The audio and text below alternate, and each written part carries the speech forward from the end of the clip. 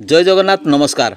आसंतु नजर पकेबा आज Mayurbhanj जिलार top news update कौन सब रही किंतु ता पूर्व आपण मानक गोटे अनुरोध भिडियोटी को शेष पर्यंत देखि आपणकर सुचिंतित मतामत दिंतु एवं भिडियोटी को लाइक करूँ।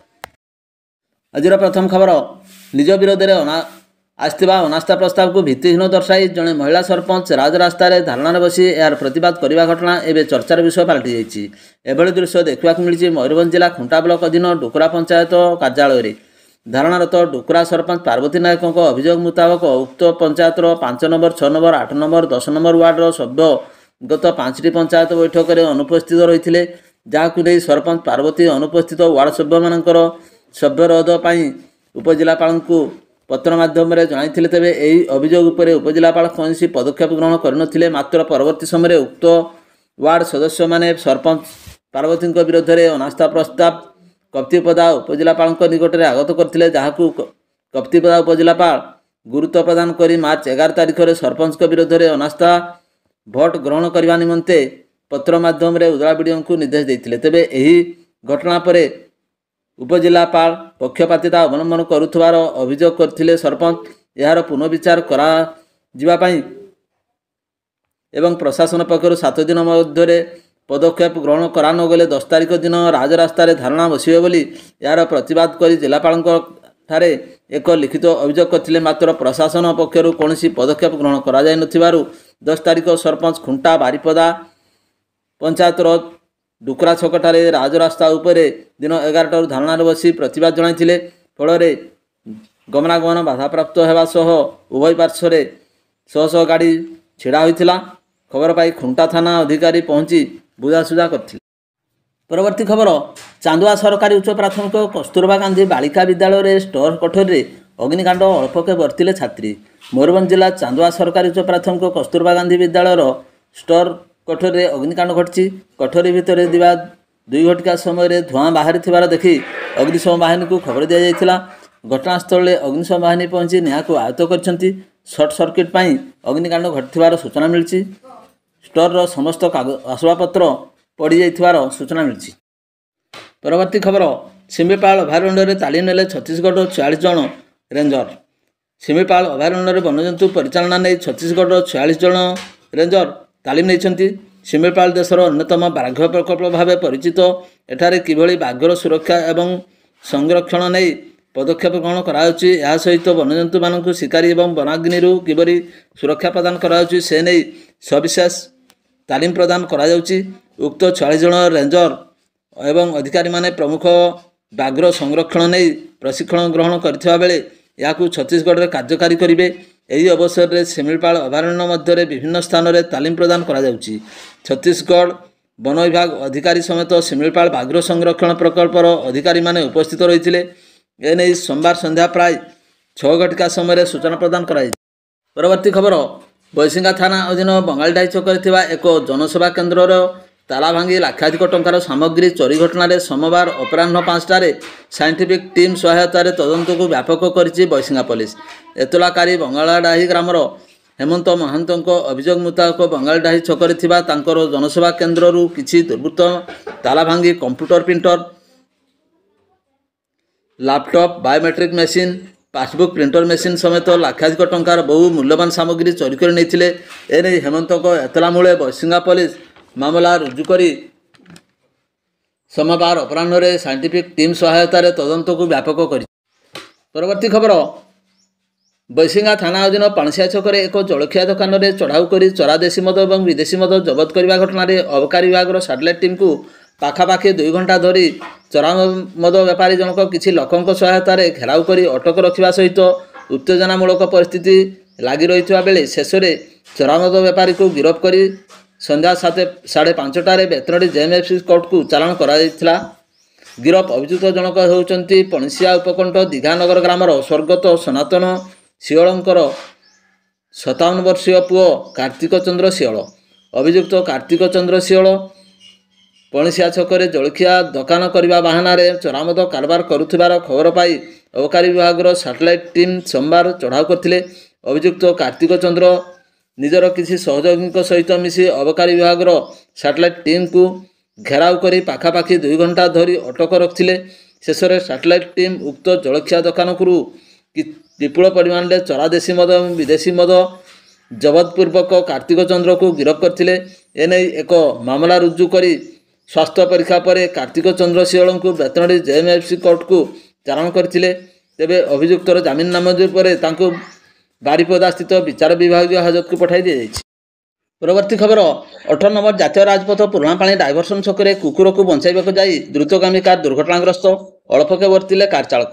ସୂଚନା ମୁତାବକ କଟକ ଜିଲ୍ଲା ଖୁଣ୍ଟୁଣି ଥାନା ଅଧୀନ ଡାଳୁଆ ଗ୍ରାମର ବୀରେନ୍ଦ୍ର ବିଶ୍ୱାସଙ୍କ ପୁଅ ଭୁଜ ହରିଲାଲ ବିଶ୍ୱାସ ନିଜ ନାମରେ ପଞ୍ଜୀକୃତ ଥିବା OD 33M6699 ନମ୍ବର ବିଶିଷ୍ଟ କାର୍ ଯୋଗେ ଦ୍ରୁତଗତିରେ ବାଲେଶ୍ୱରରୁ ବାରିପଦା ଅଭିମୁଖେ ଯାଉଥିବା ସମୟରେ 18 ନମ୍ବର ଜାତୀୟ ରାଜପଥ ପୁରୁଣାପାଣି ଡାଇଭରସନ୍ ଠାରେ ହଠାତ୍ ରାସ୍ତା ଉପରକୁ କୁକୁର ଦୌଡ଼ି ଆସିବାରୁ କୁକୁରକୁ ବଞ୍ଚାଇବାକୁ ଯାଇ ଦ୍ରୁତଗାମୀ କାର୍ଟି ଭାରସାମ୍ୟ ହରାଇ ଦୁର୍ଘଟଣାଗ୍ରସ୍ତ ହୋଇଥିଲା। ଏଥିରେ କାର୍ଟି ଭାଙ୍ଗି ଚୁରମାର ହୋଇଯାଇଥିବା ବେଳେ ଦ୍ରୁତଗାମୀ କାର୍ର ଚାଳକ ଭୁଜହରିଲାଲ ଅଳ୍ପକେ ବର୍ତ୍ତି ଯାଇଥିଲେ।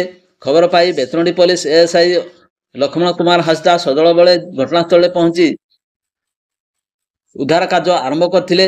ତେବେ କ୍ରେନ୍ ସହାୟତାରେ ଦୁର୍ଘଟଣାଗ୍ରସ୍ତ କାର୍କୁ ଜବତ କରି ନିଜ ହେଫାଜତକୁ ନେବା ସହିତ ବେତନଟୀ ପୋଲିସ ମାମଲା ରୁଜୁ କରି ଅଧିକ ତଦନ୍ତ ଜାରି ରଖିଛି। ପରବର୍ତ୍ତୀ ଖବର ରରୁଆଁ ଥାନା ଅନ୍ତର୍ଗତ ନୂଆବେଡ଼ା ଗ୍ରାମରେ ଏକ ବିଲ ମଝିରେ ଥିବା ପରିତ୍ୟକ୍ତ କୂଅରୁ ମାର୍ଚ୍ଚ 6ରେ ଜଣେ ଯୁବକଙ୍କର ମୃତଦେହ ଉଦ୍ଧାର କରାଯାଇଥିଲା। ପୁଲିସ ତଦନ୍ତ ପରେ ଅନୈତିକ ସମ୍ପର୍କରୁ ହତ୍ୟାକାଣ୍ଡ ଘଟିଥିବା ଉପଖଣ୍ଡ ପୁଲିସ ଅଧିକାରୀ ନବକୃଷ୍ଣ ନାୟକ ପ୍ରକାଶ କରିଛନ୍ତି। ହତ୍ୟା କରିଥିବା ସ୍ୱାମୀ ସ୍ତ୍ରୀ ଗିରଫ କରି ରବିବାର କଡ଼ଚାଲାଣ କରାଯାଇଛି। ସୂଚନା ଅନୁଯାୟୀ ମୃତ ବ୍ୟକ୍ତି ଜଣକ ହେଉଛନ୍ତି କେନ୍ଦୁଝର ଜିଲ୍ଲା ତୁର୍ମୁଙ୍ଗା ଥାନା ତ୍ରିବିନ୍ଧା ଗ୍ରାମର ସଦାଶିବ ନାୟକଙ୍କ ପୁଅ ନାଣ୍ଡୁ ଓରଫ ନିରଞ୍ଜନ ନାୟକ, ବୟସ 42 ବର୍ଷ। ଗତ ଫେବୃଆରୀ 28 ତାରିଖ ରାତିରେ ସେ ସୁକ୍ରୁଡ଼ି ବ୍ଲକ ପାଣ୍ଡରଶାଳ ଗ୍ରାମର କନ୍ଦର୍ପ ବେହେରାଙ୍କ ପୁଅ କାଶୀନାଥ ବେହେରା, ବୟସ 32 ବର୍ଷଙ୍କ ଘରକୁ ଆସିଥିଲେ। କାଶୀନାଥ ବେହେରାଙ୍କ ସ୍ତ୍ରୀ ରଶ୍ମିତା, ବୟସ 29 ବର୍ଷଙ୍କ ସହ ନିରଞ୍ଜନ ଅନୈତିକ ସମ୍ପର୍କ ରହିଥିବା ଜାଣି ବିଶ୍ୱନାଥ ବିରୋଧ କରିଥିଲେ। ସେହିଦିନ ସ୍ତ୍ରୀ ସହ ବିଶ୍ୱନାଥକୁ ଏକତ୍ର ଦେଖି କ୍ରୋଧାନ୍ୱିତ ହୋଇ ନିରଞ୍ଜନକୁ ଏକ ବାଡ଼ିରେ ମାରିବା ସହ ପଥରରେ ଛେଚି ଦେଇଥିଲେ। ପୁଲିସ ନିକଟରେ ଅଭିଯୁକ୍ତ ସ୍ୱୀକାର କରିଛି।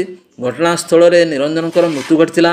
ସ୍ତ୍ରୀ ରଶ୍ମିତାଙ୍କ ସହାୟତାରେ ସେ ନିରଞ୍ଜନର ମୃତଦେହକୁ ବାନ୍ଧି ଅଖାରେ ପୁରାଇ ନିକଟସ୍ଥ ନୂଆବେଡ଼ା ଗ୍ରାମର ବିଲ ମଝିରେ ଥିବା ଏକ ପରିତ୍ୟକ୍ତ କୂଅରେ ଫିଙ୍ଗି ଦେଇଥିଲେ। ପୁଲିସ ଘଟଣାସ୍ଥଳରେ ବ୍ୟବହୃତ ସାମଗ୍ରୀ ଜବତ କରିବା ସହ ଅଭିଯୁକ୍ତ ବିଶ୍ୱନାଥ ଏବଂ ତାଙ୍କ ସହଯୋଗ କରିଥିବା ସ୍ତ୍ରୀ ରଶ୍ମିତାଙ୍କୁ ଗିରଫ କରି କଡ଼ଚାଲାଣ କରାଯାଇଛି। ରାଇରଙ୍ଗପୁର ଅତିରିକ୍ତ ଆରକ୍ଷୀ ଅଧୀକ୍ଷକ ଯଦୁନାଥ ଜେନା, ରରୁଆଁ ଥାନା ଅଧିକାରୀ ସୁମନ୍ତ ସେଠୀ, କରଞ୍ଜିଆ SDPO ନବକୃଷ୍ଣ ନାୟକଙ୍କ ମିଳିତ ତଦନ୍ତରେ ହତ୍ୟାକାଣ୍ଡର ରହସ୍ୟ ପଦାକୁ ଆସିଛି। ପରବର୍ତ୍ତୀ ଖବର ଦେବସଳ ଜାଗର ମେଳାରୁ ବାଇକ୍ ଯୋଗେ ଘରକୁ ଫେରୁଥିବା ବେଳେ ଜାମ୍ଭିରା ନଦୀ ପୋଲ ପାଖରେ ଏକ ଅଜଣା ଗାଡ଼ି ଧକ୍କାରେ ଜଣେ ସ୍କୁଟି ଚାଳକଙ୍କର ମୃତ୍ୟୁ ଘଟିଛି। ମରଡ଼ା ଥାନା କୁସୁମଘାଟି ଗ୍ରାମର ବୁଢ଼ା ମୁର୍ମୁଙ୍କର ପୁଅ ରାଉତ ମୁର୍ମୁ ଜଣେ ବନ୍ଧୁଙ୍କ ସହିତ ଦେବସଳ ଜାଗର ମେଳାକୁ ବୁଲିବାକୁ ଯାଇ ବିଳମ୍ବିତ ରାତିରେ ଘରକୁ ଫେରୁଥିଲେ। ତେବେ ଫେରିବା ସମୟରେ ଭରଡ଼ାନଣ୍ଡା ନିକଟରେ ଜମ୍ଭିରା ନଦୀ ପୋଲର ପୂର୍ବ ପାର୍ଶ୍ୱରେ ଥିବା ଏକ ଅଜଣା ଗାଡ଼ି ଧକ୍କା ଦେବାରୁ ସ୍କୁଟି ଚାଳକ ରାସ୍ତାରେ ପଡ଼ିଯାଇଥିଲେ। ଏପରିକି ଧକ୍କା ଦେଇଥିବା ଅଜଣା ଗାଡ଼ି ସ୍କୁଟି ଚାଳକ ରାଉତଙ୍କୁ ପ୍ରାୟ 10ରୁ 12 ଫୁଟ ଘୋଷାରି ନେଇଯାଇଥିଲା। ରକ୍ତ ଜୁଡ଼ବୁଡ଼ ଅବସ୍ଥାରେ ସ୍କୁଟି ଚାଳକ ରାସ୍ତାରେ ପଡ଼ିଥିବା ବେଳେ ଦୁର୍ଘଟଣା ଘଟାଇଥିବା ଗାଡ଼ି ଚମ୍ପଟ ମାରିଥିଲା। ଏହା ଦେଖି ଲୋକେ ପୁଲିସକୁ ଖବର ଦେଇଥିଲେ। ପୁଲିସ ଘଟଣାସ୍ଥଳରେ ପହଞ୍ଚି ଗୁରୁତର ଅବସ୍ଥାରେ ପଡ଼ିଥିବା ରାଉତ ମୁର୍ମୁଙ୍କୁ ରାଜଗୋବିନ୍ଦପୁର ଡାକ୍ତରଖାନାକୁ ଆଣିଥିଲେ। ତେବେ ଡାକ୍ତରଖାନା ପହଞ୍ଚିବା ପୂର୍ବରୁ ରାଉତ ମୁର୍ମୁଙ୍କର ମୃତ୍ୟୁ ହୋଇଯାଇଥିବା ଜଣାପଡ଼ିଛି। ପୁଲିସ ଘଟଣାସ୍ଥଳରୁ ଭାଙ୍ଗିରୁଜି ଯାଇଥିବା ସ୍କୁଟି ଜବତ କରିବା ସହିତ ଶବ ବ୍ୟବଚ୍ଛେଦ ପାଇଁ ବାରିପଦା ପଠାଇଛି। ଏନେଇ ସ୍ଥାନୀୟ ଥାନାରେ ଏକ ମାମଲା ରୁଜୁ କରି ଅଧିକ ତଦନ୍ତ ଜାରି ରହିଛି। ପରବର୍ତ୍ତୀ ଖବର ଦୀର୍ଘଦିନ ପରେ ଝାଡ଼ପଖରିଆ ଥାନାରେ ନୂତନ ଅଧିକାରୀ ଭାବେ ଯୋଗ ଦେଇଛନ୍ତି ପ୍ରଭୁ କଲ୍ୟାଣ ଆଚାର୍ଯ୍ୟ। ସେ ଏହା ପୂର୍ବରୁ ଜିଲ୍ଲା ଆରକ୍ଷୀ ଅଧୀକ୍ଷକଙ୍କ କାର୍ଯ୍ୟାଳୟ ସାଇବର କ୍ରାଇମ ବିଭାଗ ଦାୟିତ୍ୱ ତୁଲାଇ ଯାଉଥିଲେ। ଆଇନ ଶୃଙ୍ଖଳା ରକ୍ଷା ପ୍ରତି ସେ ଦୃଷ୍ଟି ଦେବେ ବୋଲି ସେ ଆଚାର୍ଯ୍ୟ କହିଛନ୍ତି। ପରବର୍ତ୍ତୀ ଖବର ଠାକୁରମୁଣ୍ଡା ଥାନା ଅନ୍ତର୍ଗତ ଠାକୁରମୁଣ୍ଡା ଆନନ୍ଦପୁର ରାସ୍ତା ତାରାମାରା ପଞ୍ଚାୟତ ଉତ୍ତରତୁଳା ଛକ ନିକଟରେ ବାଇକ୍ ଦୁର୍ଘଟଣାଗ୍ରସ୍ତ ହେବାରୁ 2 ଜଣ ଗୁରୁତର ଆହତ ହୋଇଥିବା ଜଣାପଡ଼ିଛି। କେନ୍ଦୁଝର ଜିଲ୍ଲା ଶୋଷ ଥାନା ହଦଗଡ଼ ଦଲକି ଗାଁର ସୁମା ହୋ ବୟସ 37 ବର୍ଷ ଓ ନରସିଂହ ହୋ ବୟସ 38 ବର୍ଷ କୌଣସି କାମରେ କରଞ୍ଜିଆ ଥାନା ଦାଦଡିହାକୁ ଆସି ଘରକୁ ଫେରିବା ସମୟରେ ଠାକୁରମୁଣ୍ଡା ଥାନା ପତରତୁଳା ଛକ ନିକଟରେ ଭାରସାମ୍ୟ ହରାଇ ରାସ୍ତା କଡ଼ରେ ପଡ଼ିଯାଇଥିଲେ। ଦୁଇ ଜଣ ସମ୍ପର୍କରେ ଶଳା ଭିଣେଇ ସୁମା ମୁଣ୍ଡାରେ ଗଭୀର ଆଘାତ ଲାଗିଥିବାରୁ ଅଧିକ ଚିକିତ୍ସା ପାଇଁ ଆନନ୍ଦପୁର ଉପଖଣ୍ଡ ଚିକିତ୍ସାଳୟକୁ ସ୍ଥାନାନ୍ତରିତ ପାଇଁ ଡାକ୍ତର ପରାମର୍ଶ ଦେଇଛନ୍ତି। ଖବର ପାଇ ଠାକୁରମୁଣ୍ଡା ପୋଲିସ ବାଇକ୍ ଜବତ କରି ଦୁର୍ଘଟଣାର ଅଧିକ ତଦନ୍ତ ଜାରି ରଖିଛି। ପରବର୍ତ୍ତୀ ଖବର, ସରକାର ନିର୍ବାଚନ ଇସ୍ତାହାରରେ ସବୁ ହିତାଧିକାରୀମାନଙ୍କୁ 3500 ଟଙ୍କା ଭତ୍ତା ଦେବାକୁ ଘୋଷଣା କରିଥିଲେ। ମାତ୍ର ସରକାର ଗଠନ ପରେ ନିଜର ମତ ବଦଳାଇ କେବଳ 80 ବର୍ଷରୁ ଉର୍ଦ୍ଧ୍ୱ ବୃଦ୍ଧ ବୃଦ୍ଧାଙ୍କ ପାଇଁ ବର୍ଦ୍ଧିତ ଭତ୍ତା ଲାଗୁ କରିଛନ୍ତି। ହେଲେ ଏହି ବର୍ଦ୍ଧିତ ଭତ୍ତା ସବୁ ଯୋଗ୍ୟ ହିତାଧିକାରୀ ପାଉନଥିବା ଅଭିଯୋଗ ହେଉଛି। ଗୋପବନ୍ଧୁ ନଗର ବ୍ଲକର ଆରପଡ଼ା ପଞ୍ଚାୟତର ଦାଉଣ୍ଡିଆ ଗ୍ରାମର ସ୍ୱର୍ଗତ ବନମାଳୀ ଜେନାଙ୍କର ପତ୍ନୀ ହରସ ଜେନାଙ୍କର କହିବା ଅନୁସାରେ ସେ ବିବାହର 1 ବର୍ଷ 6 ମାସ ପରେ ସେ ବିଧବା ହୋଇଛନ୍ତି। ତାଙ୍କର ଗୋଟିଏ ମାତ୍ର ପୁତ୍ର। ସ୍ୱଳ୍ପ ରୋଜଗାର ଭିତରେ ତା ପରିବାର ନେଇ ସେ ବାହାରେ ରହୁଛି। ସେ ଏକୁଟିଆ ଘରେ ରହନ୍ତି।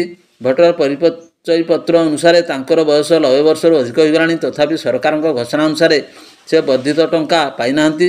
ପ୍ରଥମ କିସ୍ତିରେ ଗୋପବନ୍ଧୁ ନଗର ବ୍ଲକର ମାତ୍ର 150ରୁ ଅଧିକ ଲୋକଙ୍କୁ ବର୍ଦ୍ଧିତ ଭତ୍ତା ଦିଆଯାଇଥିବା ବେଳେ ଆହୁରି 250 ଜଣ ପାଇବାରୁ ଯୋଗ୍ୟ ରହିଛନ୍ତି। ତେବେ ସରକାର ଦ୍ୱିତୀୟ କିସ୍ତିର ଟଙ୍କା ଦେବେ, ସେତେବେଳେ ଏହି ହିତାଧିକାରୀ ବର୍ଦ୍ଧିତ ଭତ୍ତା ପାଇବେ। ଏହିପରି ଆଉ ଜଣେ ହିତାଧିକାରୀ କୁଆମରା ପଞ୍ଚାୟତର ଚିଲିମା ଗ୍ରାମର ସ୍ୱର୍ଗତ ହରେକୃଷ୍ଣ ନାୟକଙ୍କର ପତ୍ନୀ ବିଳାସିନୀ ନାୟକ ମଧ୍ୟ 90 ବର୍ଷରୁ ଉର୍ଦ୍ଧ୍ୱ ହୋଇ ବର୍ଦ୍ଧିତ ଭତ୍ତା ପାଇବାରୁ ବଞ୍ଚିତ ହୋଇଥିବା ଅଭିଯୋଗ ହୋଇଛି।